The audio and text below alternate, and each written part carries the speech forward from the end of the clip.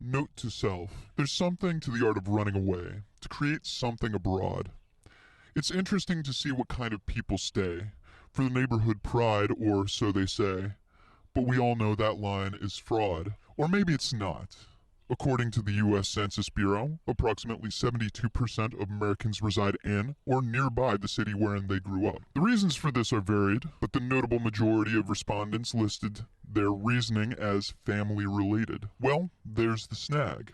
I don't have a lot of family. At one point I did, but as E.T. Bell once put it, time makes fools of us all. Our only comfort is that greater shall come after us. Either way, close bonds have never been a prohibiting factor for indulging my wanderlust. I blame the BPD. Thanks for the instability, dearest universe. If the waters start to get rocky, you best bet I'll be jetting off soon. I know that's not a particularly healthy way to exist, nor is it fiscally feasible to maintain. But I think I've figured it out this time, because this time, I'm broken Atlanta. Growing up where, when, and how I did, I had never given a ton of thought to survival in the South. Oh sure, the opportunities are vast and the harsh winters of my youth are virtually non-existent here, but there was a stigma to it all.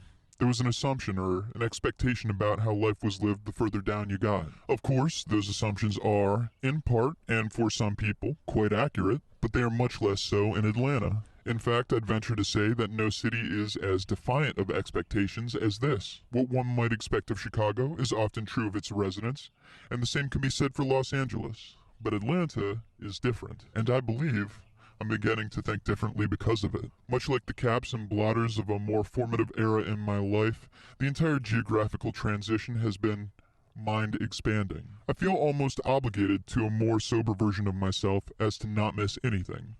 Almost being the operative term, of course. Everything in moderation, including moderation, as Oscar Wilde once said. Perhaps I overstayed my welcome in my hometown. Perhaps when the bill finally did come due for my perfunctory self-destruction, I did skip out. And perhaps, in the grand scheme of my own self-possession, I'm better off for it. Happiness is a fickle thing, elusive and fleeting. So if you see it on the horizon, doesn't it only make sense to pursue it at any expense? Or perhaps it's more attractive to the like-minded to not belong anywhere, as this stipulates that your neighborhood is where you rest your head tonight, and your pride in it transcends all restrictions.